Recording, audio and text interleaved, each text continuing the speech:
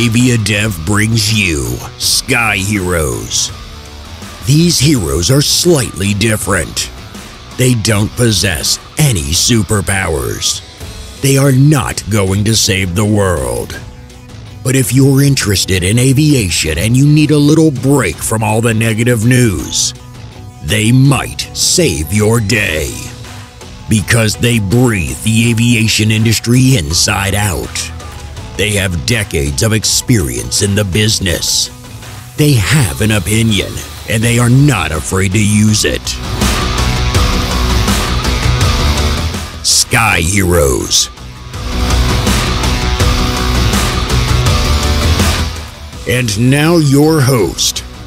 Very few people across the globe are able to pronounce his name correctly, but he doesn't really care. Untitled.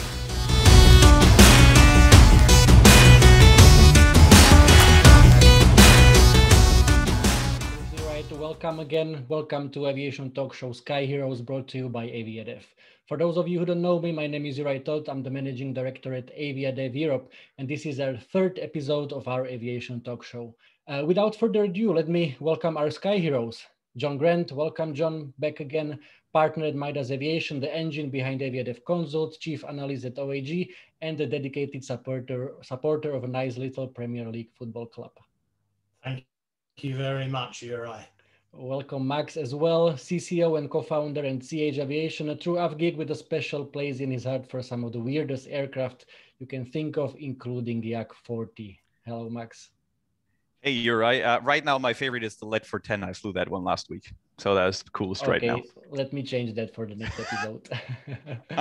And also welcome a new SkyHero with us, Shawn Mendes, airline executive, global wanderer, and undisputed champion of AviaDev Aviation Quiz. Welcome, Shawn. I definitely recommend to check ShawnMendes.com. If you want to find out more about Shawn, it's just a fascinating read.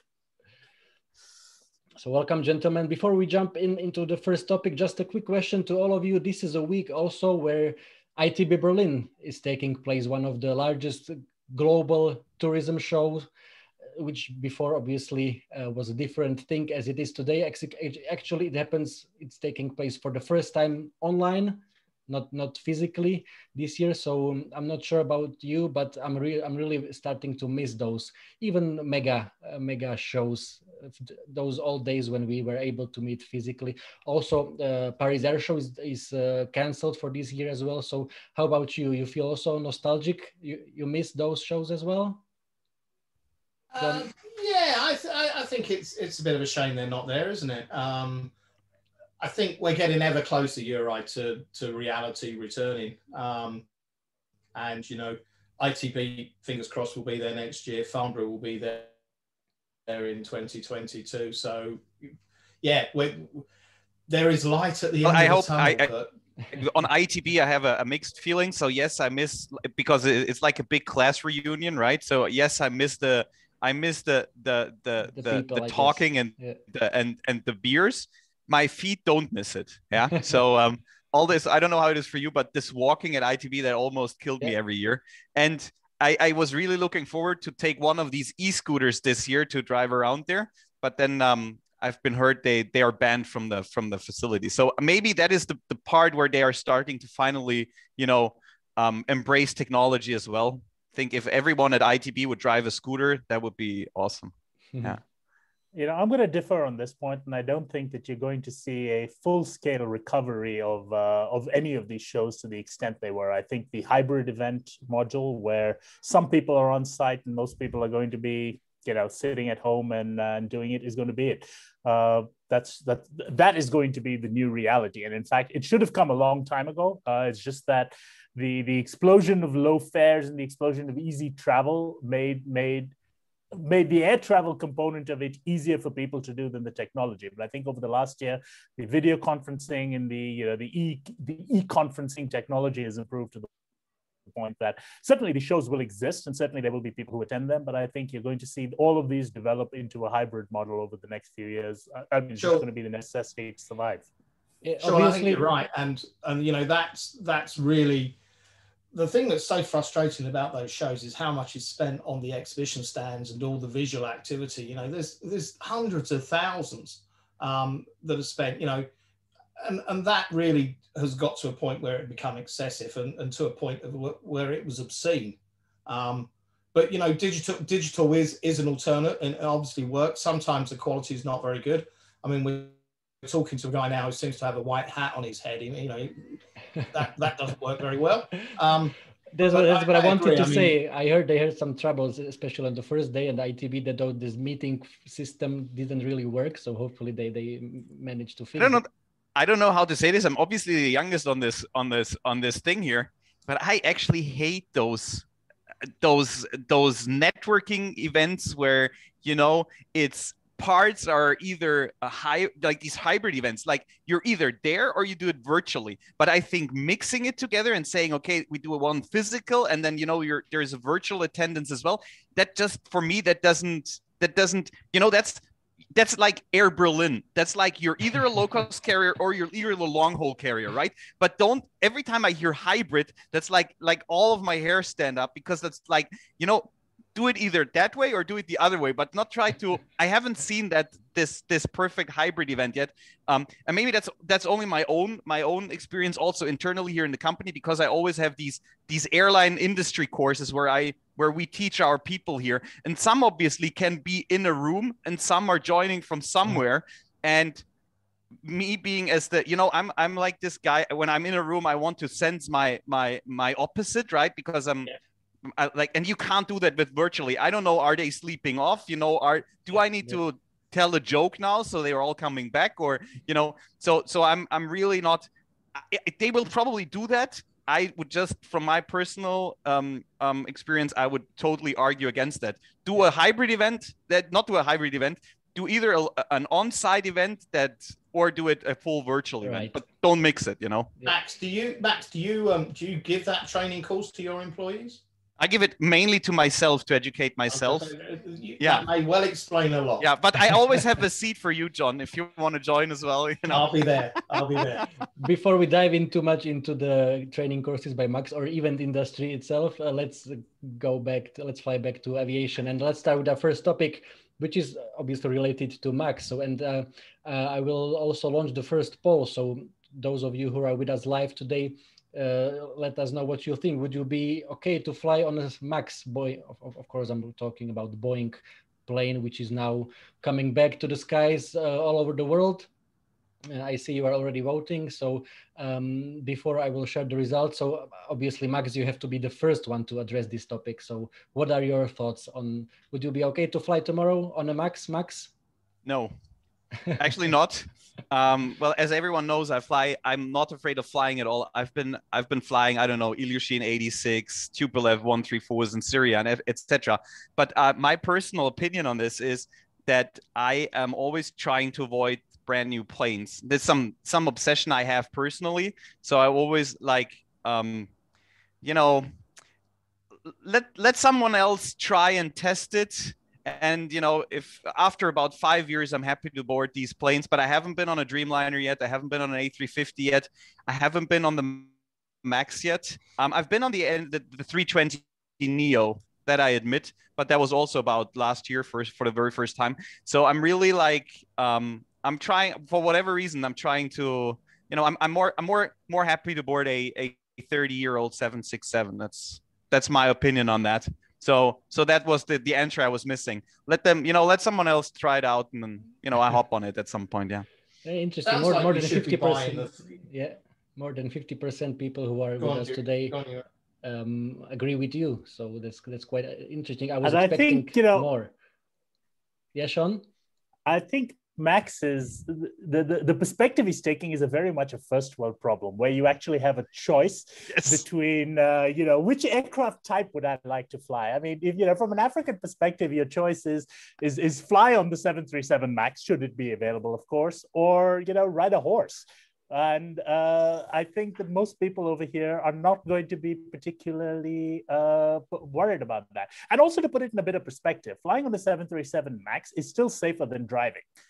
Even with its poor safety record, which again, I think may have been overblown by the media. Certainly there were some design flaws, but if you go back to the DC-10 when it first came into operation, it had a far worse set of issues and groundings and so forth. And unfortunately or fortunately, the media was not around in those days in the 70s to make as much of a brouhaha about it as they have about the MAX. And as a result, it was mainly the technical community who just got down to it to fix the problems. And the aircraft came back better off. I mean, even in more recent memory, I mean, the 787 was grounded for an extended period of time. It was just out of sheer luck, effectively, that those incidents occurred. One, the most prominent one on the ground, but others occurred where there was no loss of life.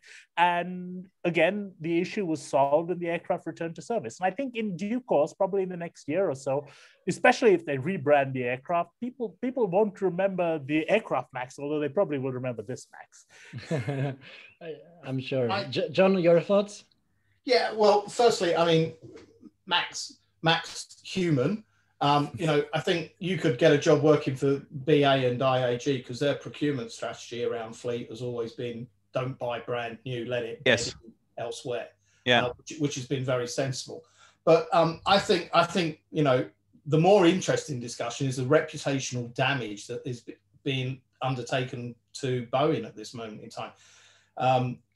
You will have seen Tim Clark's comments in the last couple of days about Boeing's arrogance in their management organization. I mean, that is fundamentally, a real issue that the organization has, and you can't change that culture quickly.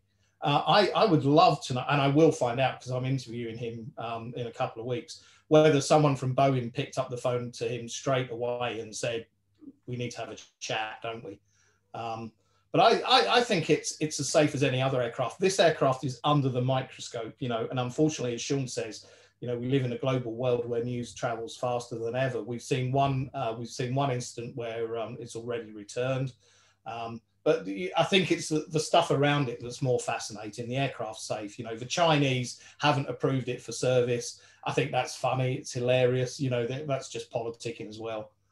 So it's going to rumble. If I can add one thing here on this, on what you said on the Boeing arrogance, I had a coffee this morning with an airline CEO, and we were discussing a startup that is currently starting up with 737s, and he told me, you can't believe the one thing they didn't have in their entire planning, in the business plan, that Boeing showed up at some day and said, oh, and by the way, here's the bill over 50K for the Boeing operator initiation fee. And I was like, really? Something like that exists? And he says, yeah, you have to pay that. And I was like, but shouldn't they be happy right now? There is any airline that wants to start with the 737. So, and then, and then we had this talk, and he said, Airbus and Embraer, they will, it will be rather the opposite way. And it would say, yeah, here, can we support you a bit, So I was like, okay, isn't this, that I probably blends in what Tim Clark there said.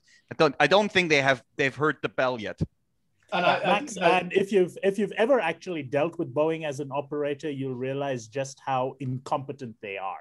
They may build some. It's true. I mean, I'm still waiting on some invoices for parts I ordered in 2014. So it's. They screw everything up top to bottom. It's just in the past that their engineering team has been really, really good. And people have looked past that because they've had good products. But Boeing's support and, arrogance, I think arrogance is the key word. And especially as a small operator, I've been involved with small operators throughout my time. I've been a Boeing operator. And sometimes just simply getting access to the right person at Boeing to ask a very simple question is, you have to pull favors for that. While Bombardier, I've never even operated Bombardier products. And I used to get more calls from them than as a Boeing operator from Boeing. And, that just tells you that Boeing just simply position themselves as we are the best and, we're infallible effectively. And I think this has been a bit of a lesson in humility to them, but unfortunately, I don't think they've learned it. I think they've just been like, oh, well, that's done with, let's move on, business as usual. And I hope that simply is in the attitude side of it and not in their engineering side to make the same kind of design process flaws that led to the issues with the MAX. Obviously, Shawn, you are here today also to bring us a little bit more insight on some aspects of African aviation. So we have already first question from the audience, obviously about a very obvious question about what do you think when Ethiopian Airlines will bring Max back?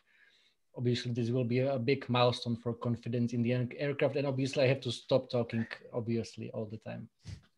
Wow, I think you're right. I think ET has been, even though there's been two major accidents, the ET1 and the Lion Air one. I think ET has been the more prominent one globally, and I think a big credit for that goes to Tewolde. He has definitely been able to be the face of the call for reform, so to speak, of the Max.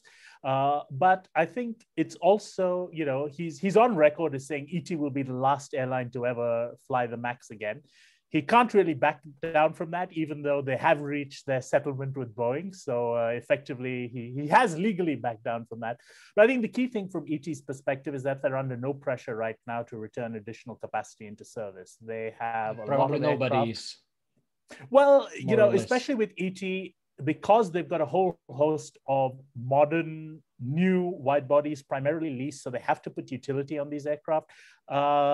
If you look at their network, their pivot towards cargo has led to more wide bodies being deployed in markets where previously 737-800s were, but with lower frequency. That allows belly cargo capacity and things to be used, and that helps feed their overall cargo network. Pressure to bring the Max on is not going to be there. And I'd be very surprised to see if ET even made the first steps towards that during 2021. I'd say probably first to second quarter 2022, ahead of the summer in 2022, would probably be when they did that, because that's when they'd see a recovery of the longer haul routes, which would mean the wide bodies would need to be deployed back there. And that means the intra-African routes would need to have the Maxes back. But there's no pressure for anyone to bring it back, really, is there? There's not, there's not a flight in this world that is so oversubscribed on a consistent basis that you need to put it there, and the operational cost savings are there. But do you really want to be one of the first pioneers to be back in the skies with it? Well, if you were ET, if ET did not have their own fleet right now of NGs, of 737-700s and 800s, and they were forced to have to deploy the wide bodies on on routes with maybe 20 ppdw, I think they'd be rushing to do it a lot faster than they were, but they've got their limited subfleet of 737-800s and 700s, and I think that meets their necessity for the narrow body capacity right now.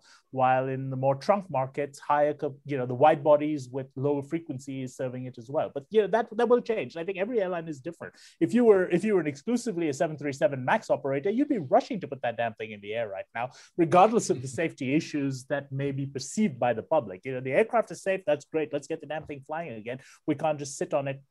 A paperweight makes you no money, and Max effectively has become a glorified paperweight right now, and it needs to get back into the air, because that's the only way confidence is going to come back. Someone has got to be first. Someone's going to take that first step, because watching the aircraft, sitting in the rain, sitting in the sunshine, sitting in whatever else doesn't improve its safety, doesn't prove to anyone that it's safe or unsafe. Yeah. I mean, one thing that we haven't talked about yet is, you mentioned the DC-10 in the early days and the reputation loss it had. Let's keep in mind there weren't even more, I think 370, 380 DC-10s were built in total. If you look at the Max, there is an outstanding still, even with the cancellations and everything, on the books, they still have more than 4,000 of them to be delivered. And if you look at Ethiopian, they only have 4 around right now, and they still have 2 800s still stored, and there is 26 more to be delivered. So it's really like, we're not talking like it's not like Ethiopian has this big ramp of 737 Max parked. There is 4 of them right now, and the others are still Boeing does the caretaking for them right now. So it's not like it's a big magnitude. But I don't know. Now with that agreement, the Ethiopian case in general is specific. If how do I say this? If the Max would have crashed first at Ethiopian, I don't think the second crash would have occurred, because let's be honest, the first crash was Lion Air, and everyone was like, yeah, okay, it was Lion Air. There's not like that is something unexpected there. And then, that's what Shawn as well said. That's totally Volde's, I think, achievement that, something happens at Ethiopian, an African carrier. In the past, you would say, okay, yeah, that's a crash in Africa. But because it was Ethiopian, everyone was like, oh, how can this happen? And that's when they started actually looking into it really. And that's what put the whole dilemma on the table. So I think Ethiopian, I'm not sure if they will really be the last ones to fly, especially now with the agreement. But they also don't have any pressure to return the planes. I agree there. Right. So let's move to another topic. Yeah. Sorry, John. We have so much to cover. I'm sure we won't be even able to do that. But the next topic I'm really looking forward to, because there will be blood in the discussion, I'm sure. And John, you will go first. Obviously, it's state aid to the airlines. A couple of weeks ago, we heard the European court saying that state airlines, to particularly AirFrance and SAS, was not discriminatory to another airlines, which was obviously ruling taking place after Ryanair appeal. Was that a French judge? I'm not sure, to be honest, to be perfectly honest with you, but obviously, and IATA as well is coming back to the game, saying that airlines will need even more money, and this time it shouldn't be even debt, because they already have enough debt on their shoulders. John. Well, I mean, where do you start on this? Exactly. It just beggars belief, some of the behaviour that we're seeing, and some of the support that's being given is completely discriminatory. It is just making a football pitch that looks like Yeovil Towns, a 1 in 6 slope of unfairness. And I think as an industry, we're going to create a lot of problems for ourselves as we come out the back of this. It's just storing up trouble, and for people to come out and say this is perfectly acceptable, it beggars belief. I can't understand how they're making those calculations. And the real problem is, I feel so sad for the employees of those independent airlines, those smaller carriers who, work really hard to keep their businesses operating and are creative and entrepreneurial.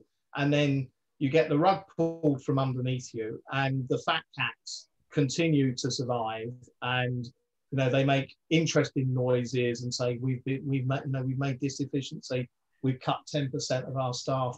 I mean, Lufthansa's results last week are just a testament to, they've not cut deep enough, they never cut quick enough, and they're suffering the consequences, but everyone around them will as well. I think it's just madness, and it's very, very wrong. John, I just wanted to yell, you stole my line, but you weren't at the pre-discussion that we had. I can only agree with you. That's exactly the same thought that I had a couple of days ago.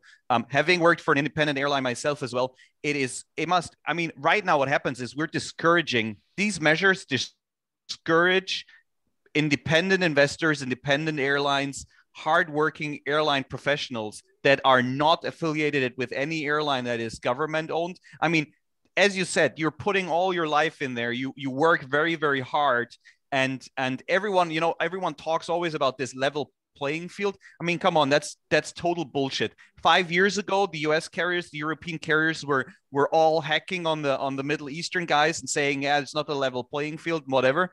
And come on, we're back to square one on that. I mean, this is so unequal in terms of government owned versus privately owned companies. It's just incredibly discouraging. If I would work for an airline like there, I would have lost all of my confidence and all of my drive, actually. Okay, I'm going to take a slightly different thing. Okay, first of all, those who've ever heard me speak know that if there's one thing in life that gets me really riled up, it's airline subsidies. I believe airline subsidies in general are anti-competitive and everything else. But I think I'm going to take a bit of exception to something that John said, which is that, that you'd be just demoralized at a private airline and independent airline. And when this pandemic started, I was running a private independent airline, which had cash reserves, but not unlimited ones. I mean, we're talking a few $1 million and so forth. Weren't you Chinese owned? I thought these guys just print the money. Oh, you think we get subsidies from HNA Group? Now, come on, seriously. But I went on one of John's podcasts, actually one of these forum discussions back in March, and one of the first things I said back there is that don't view this as a challenge. View this as an opportunity. And this is a chance for the smaller, the independent, the nimble airlines, the ones who are not encumbered by state objectives and shareholder policies and so forth, to reinvent themselves, for them to actually say, look, here's a chance for us to see what has not been working. There's a chance to double down on what has been working. And if you can then do that, if you were able to do that during the first few months of the pandemic, when everything effectively came to a halt, in the Aprils and the Mays and the Junes of last year, and then when you started trickling back into little bits and pieces, you could come back more efficient. And I have very little sympathy for the private airlines that just sat and said, woe is me, oh, those guys are going to get their subsidies. Certainly, they're going to get their subsidies, and they get their subsidies because they're behemoths that are inefficient. They're naturally inefficient. What it costs you $1 to do, it costs them $10 to do. So they need someone to subsidize that $9 when they're not getting the cash flow in. You can actually make yourself far more competitive, far more attractive to the consumer, and far better airline overall, safer, more efficient, more profitable, if you took the opportunities that this pandemic provided you to reinvent yourself. And if you didn't do that, and you just want to sit back and complain and file cases and saying it's not fair, certainly it isn't fair, but you share some of that blame yourself. Shawn, I think you're right. And, but if I was a small independent airline, and I was trying to re-engineer myself, quite frankly, I think I'd be better closing down and restarting. Coming back in a different shape and a different form, because then you're not going to carry any of the incumbent debt that you've got with you and all of those sort of issues that you feel an obligation to resolve. Walk away from it and come back as another. Is that acceptable behaviour? Well, I think if you've got yourself in a position where you've got that much debt that you can't actually service it in a situation like this, you probably should be shutting down in the first. And how many airlines don't have debt? I think how many airlines don't have unmanageable debt? The ones who are surviving without government aid are the ones who didn't have unmanageable debt. Certainly, everyone has debt. You have current debt, you have long-term debt, and so forth. But if you have debt that is sensible, and if you have solid business fundamentals, you're able to renegotiate that debt. You're able to defer that debt. You're able to work with your debt providers, the ones who are giving you that money, to be able to work with them and say, look, we have a future. In the future, Shawn, can't even pay its debt back. Well, if you haircut, the hairdressers are open again. I had one just the other day. No, but I before you two guys rumble on, I just want to give you some numbers here, because obviously it's my job here to track all these funny airline projects. And the one thing that I find, we're here at CH, we're always tracking every year how many airlines are starting up, how many are shutting down. In 2019, when there was in all the years before 2019, we had a lot more airlines starting up and we had very few defaults. In 2019, when there was no pandemic, no nothing, we actually had a lot of airlines going out of business. We had more than 80 airlines going out of business. Then the pandemic hit. Well, don't get me wrong. We every year have about 120, 130 airline projects that are starting up. It's so that's a constant number right now. So the pandemic hit last year. Last year we had around 60 airlines going out of business, and still in a pandemic year, we had another 120 airline startup projects again. And this year, we're at an all-time low. We so far only had 4 airlines in the entire year yet being gone, but we already have 21 new projects that we're tracking again. So something is, I don't know it, I don't get it. Something is wrong with this industry. Yeah, something is wrong. Obviously, if we would all be clear in our minds, we would do it like John would say, you know what, I'm not going to buy an airline. I'm going to buy 20 apartments. I'll be more happy in my life. But obviously, people don't do that. Max, and here's an interesting thing, because again, if you look in terms of some of those numbers, the airlines which go out of business are the ones who are operating at negative operating margins. They lose money on every passenger they fly. So if they're not flying passengers, they're only on the hook for their overheads. And as a result, they're losing less money. So in reality, those are the guys who, they're just stalling the inevitable. When they come back to flying, look at Norwegian. They lost money on every passenger. The only reason they even survived those extra few months is simply because they weren't flying any bloody passenger. Right. but you know what? And therein is the fundamental problem, isn't it? There is something completely perverse if you lose less when you don't fly in an airline. How happy must Etihad be right now? Yeah. Yeah. No, but see, Etihad, I'll give them a little bit of credit, because Etihad is one of those airlines who's actually used to try and reinvent themselves. Certainly the process started before the pandemic, is, maybe 2 years ago, but they've definitely taken more tough decisions during the pandemic. And I think they're going to come back as a very, very different airline post-pandemic. I think the Abu Dhabi government, who's been providing the subsidies, has made it clear that their pandemic-related strategy is going to be to Dubai of Abu Dhabi, whether that's going to be Wizz Air Abu Dhabi or Air Arabia Abu Dhabi or whatever else. You're going to see that low cost feeder partner complement to Etihad develop in Abu Dhabi, and that is going to drive Etihad and Abu Dhabi aviation strategy going forward. So, I'll give Etihad the credit. They screwed a lot of things up in the past. They definitely bit off more than they could chew, but at least they're making the efforts. Whether it works or not, we'll see, but they're making the efforts now to try and reinvent themselves, unlike a lot of other behemoths like Air France and the like. What strikes me odd is that I think we see more Chapter 11s on airports, especially on the smaller regional airports that now use the pandemic to go into a Chapter 11 to clear the debt and then have a fresh sheet start. And is that happening in Europe, Max? Yeah, it's happening on a few. I'm talking here from my German perspective, but we have at least 2 or 3 German regional airports right now that are going on under a Chapter 11. And the funny thing is, they're government owned, so the governments put them in Chapter 11.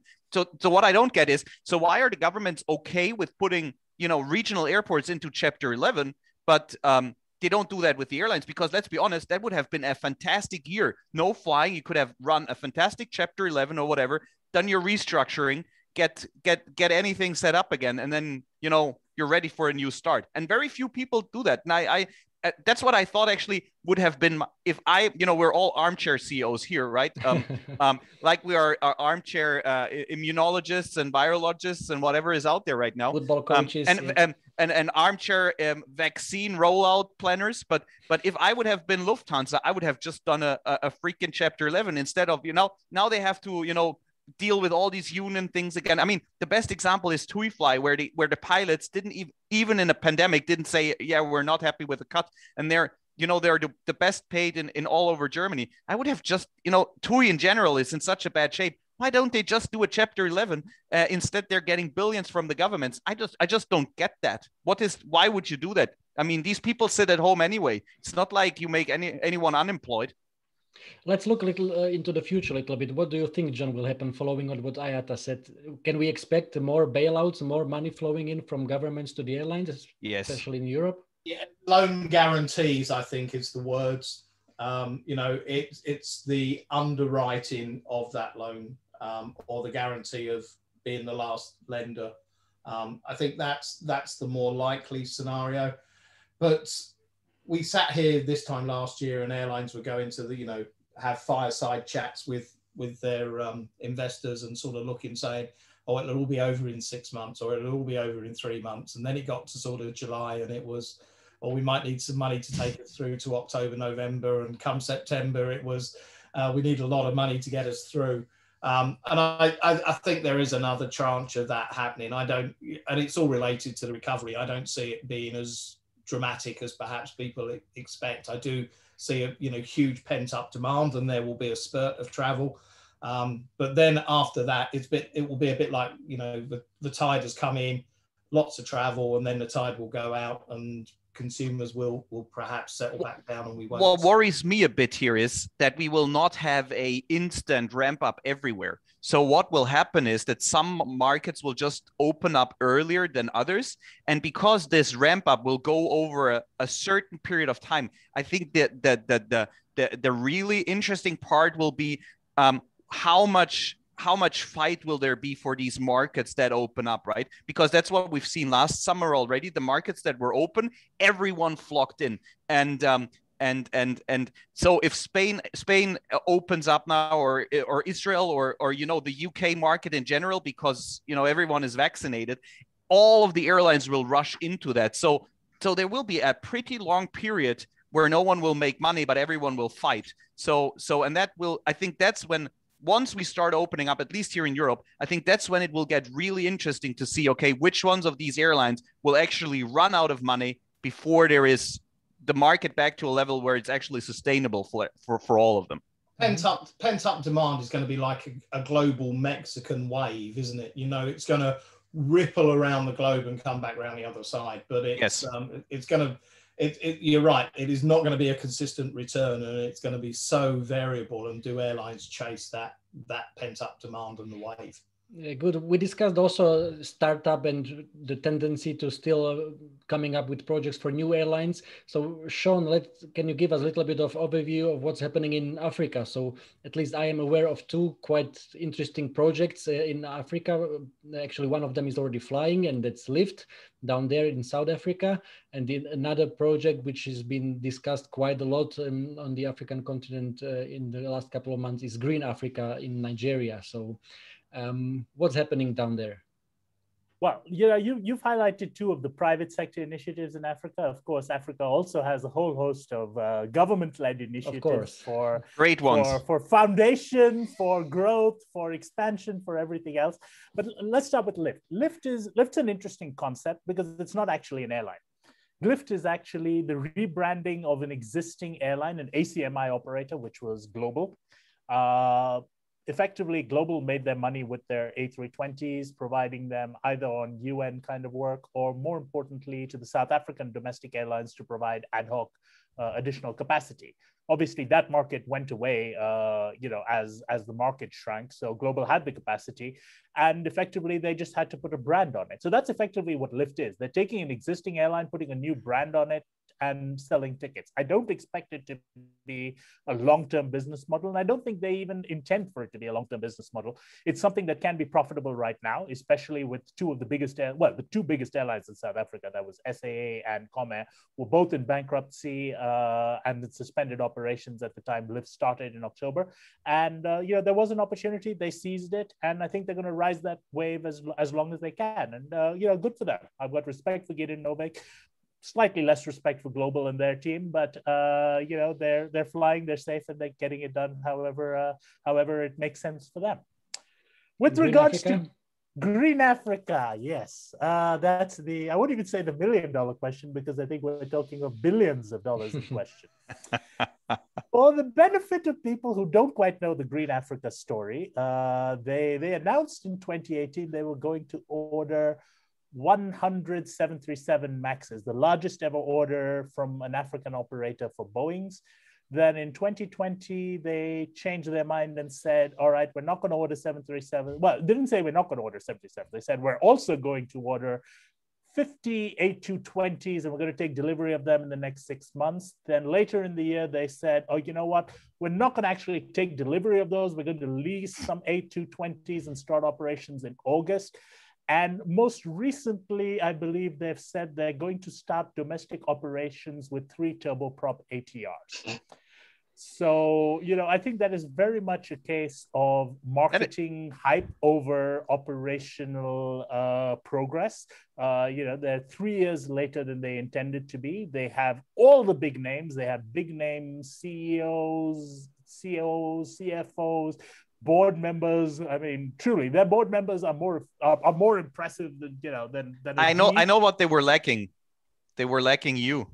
Well, they were lacking common sense. And you know what? If you'd asked me to go into that, my first comment would be, you're thinking too big on step one. You are trying to run before you can walk. And especially in the African markets, you can't take the growth.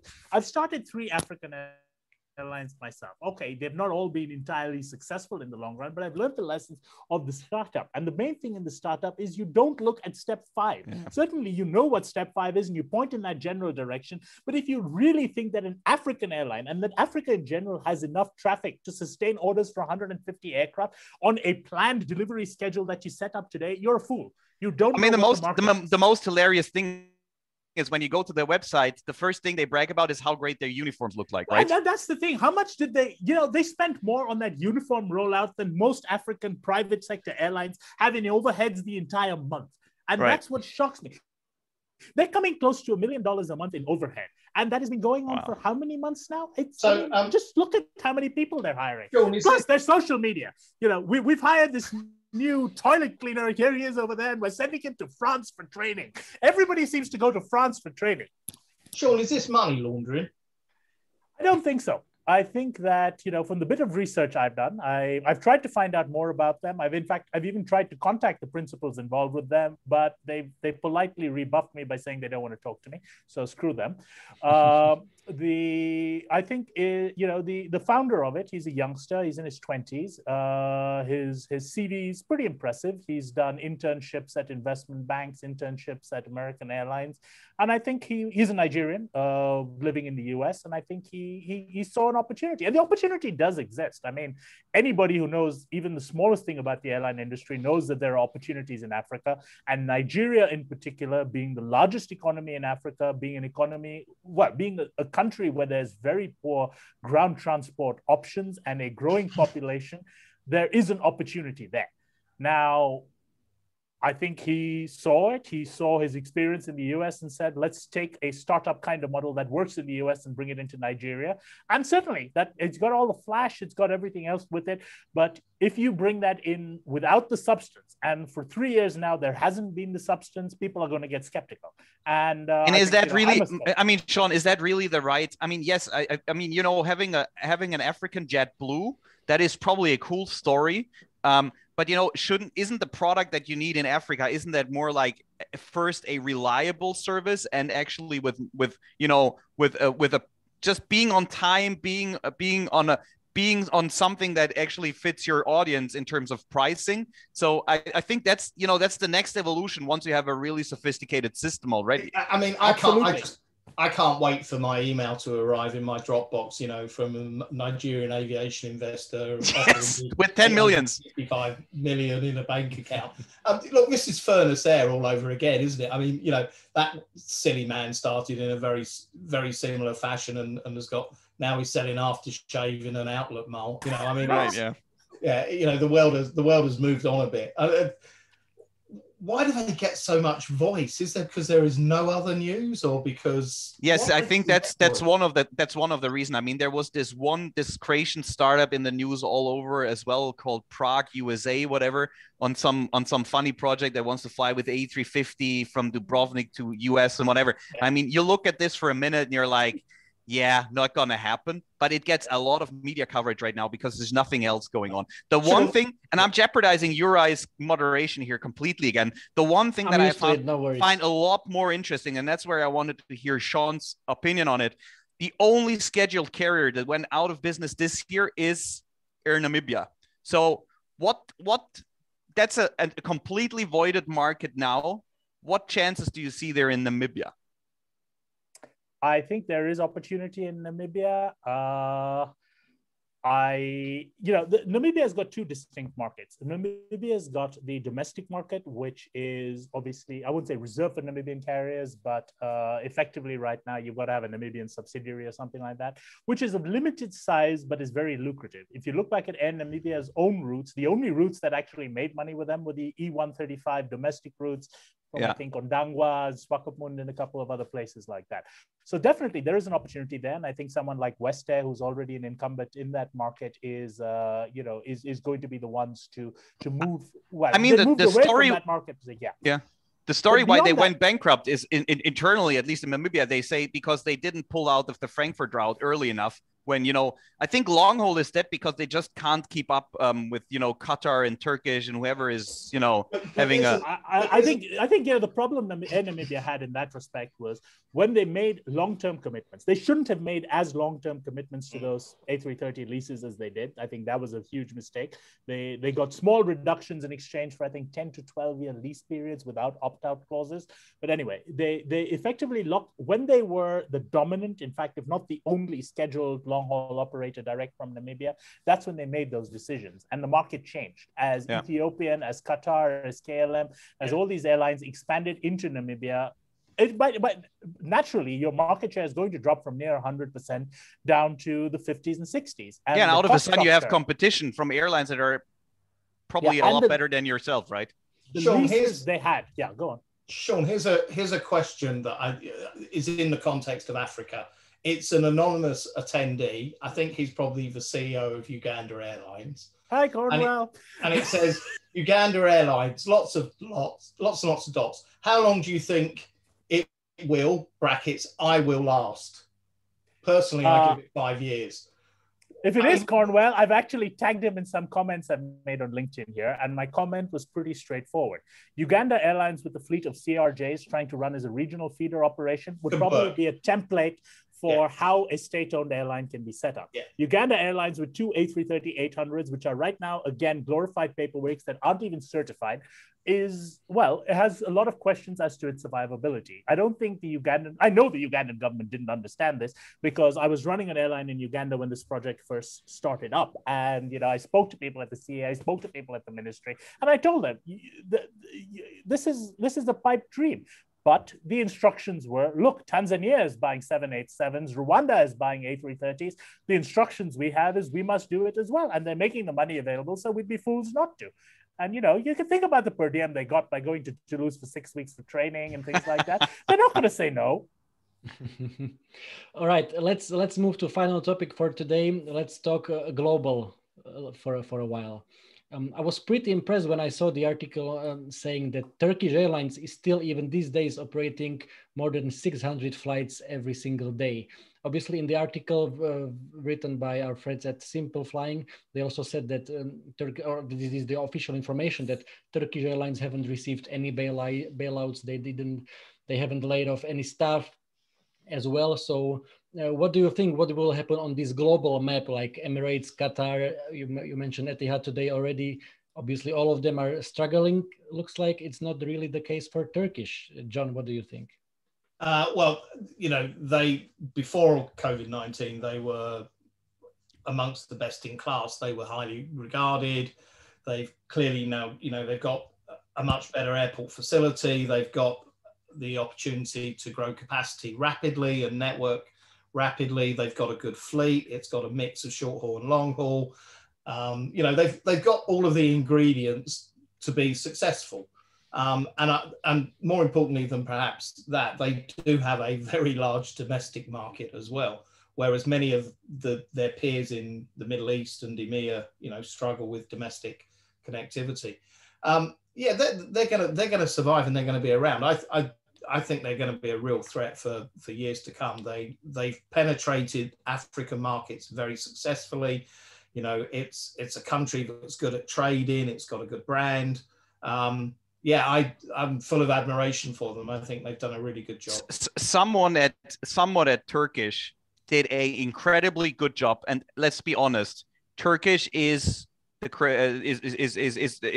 Turkey and vice versa. So not having received any subsidies, whatever, I think that's an urban myth. But what they were, I don't know who it was. Maybe it was Timel himself back in the days. But the person who told Erdogan that they don't need the A380, though it would be a great story for them, that person, I think, saved that entire company, because if they would have taken that route and road because everyone else was doing it to show off, then they would have we would talk a different game. But the strategy that they had, and I'm actually stealing Shawn's lines here a bit, because he said that as well, and I'll let him elaborate on it. But I think that guy who told him don't take the A330, A380, that guy deserves something.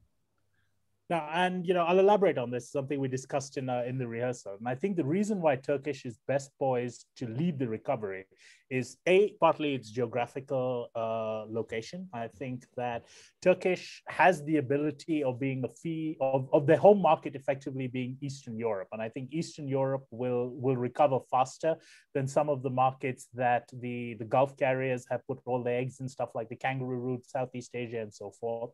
But I think more importantly for Turkish, and in the context of what we were just discussing, is their fleet mix, is that Turkish has committed to long, thin routes on narrow bodies. And that effectively allows them to come back into some of these markets with 100 to 150 seat capacity, rather than being hamstrung like someone like Emirates or Qatar, where you have to put a 787 in Qatar's case, or a 777 in Emirates' case. And can these markets sustain 300 units of 300 seats at a time to go into it? You're not going to be able to, which means the Turkish can return to these markets, and more importantly, return profitably to these markets more incrementally than the Emirates and the Qatars and the Etihads and all the other their Middle East competitors can.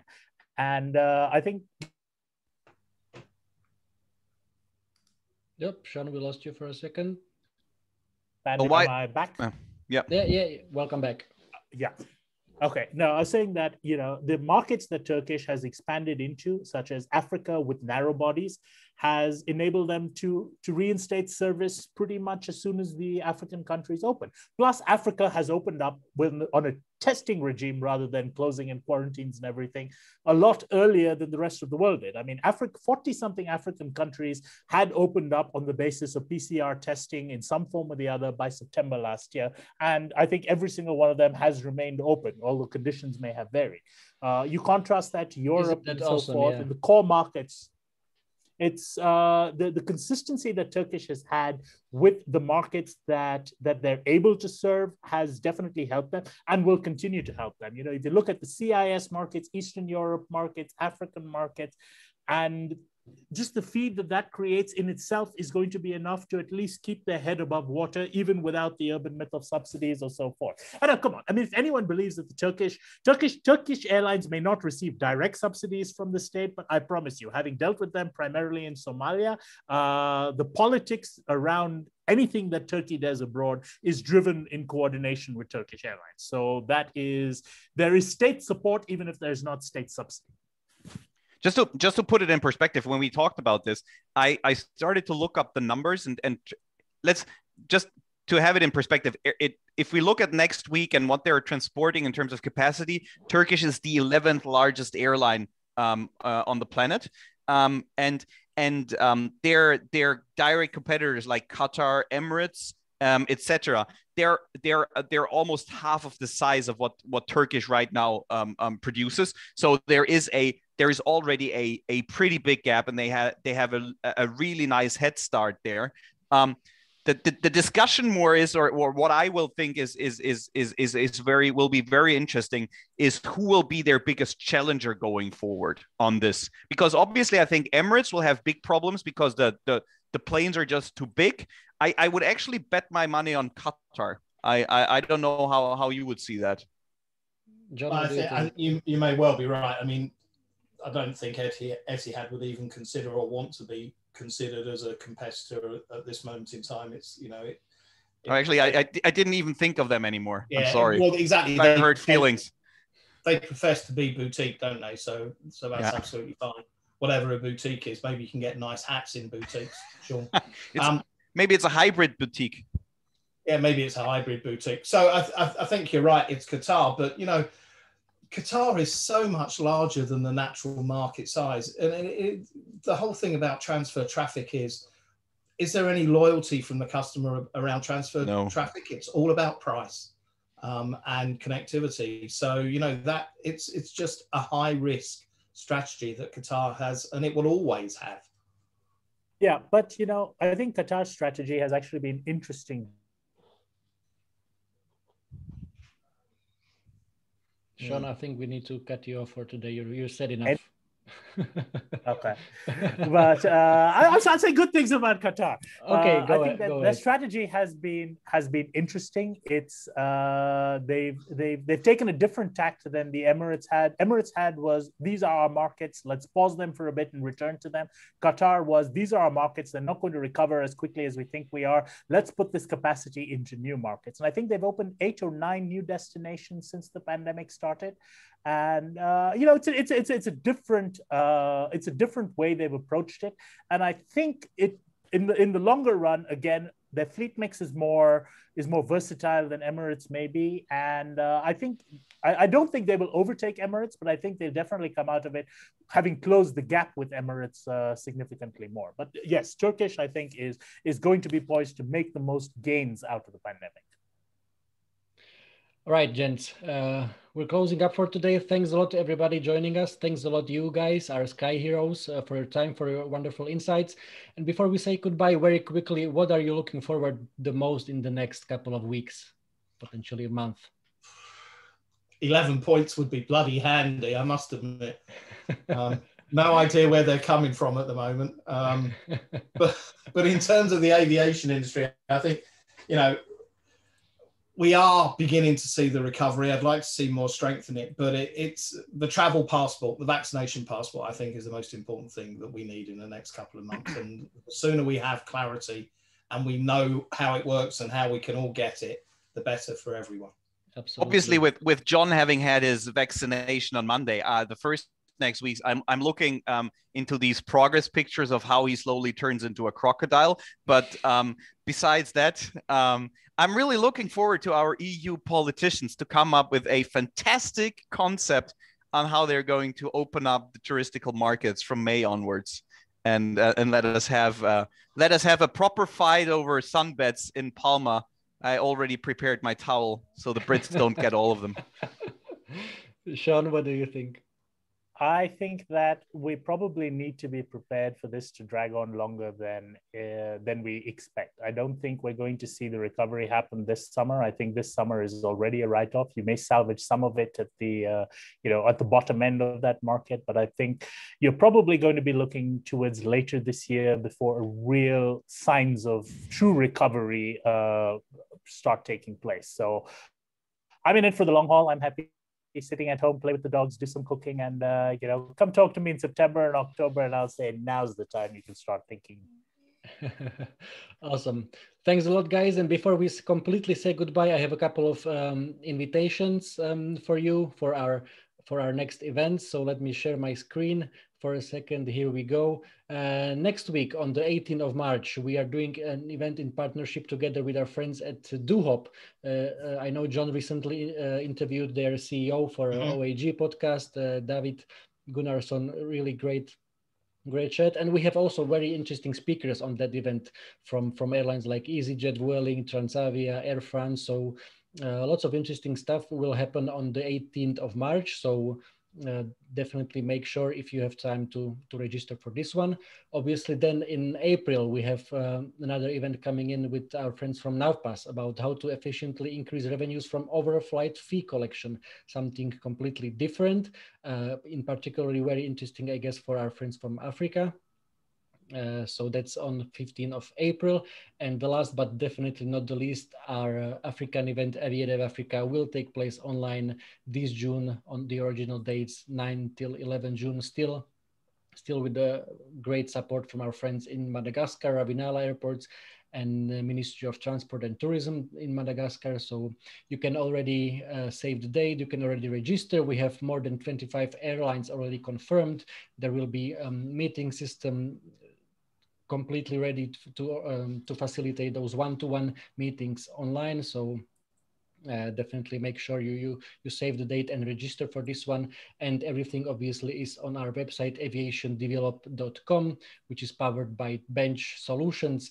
And actually, there is one thing I completely forgot to include in these slides, and that's our aviation quiz, which obviously Shawn is the undisputed champion so far, but we have our next edition on the 31st of March, just before Easter holiday. So also would be great if you can all join us on the 31st of March for another aviation quiz.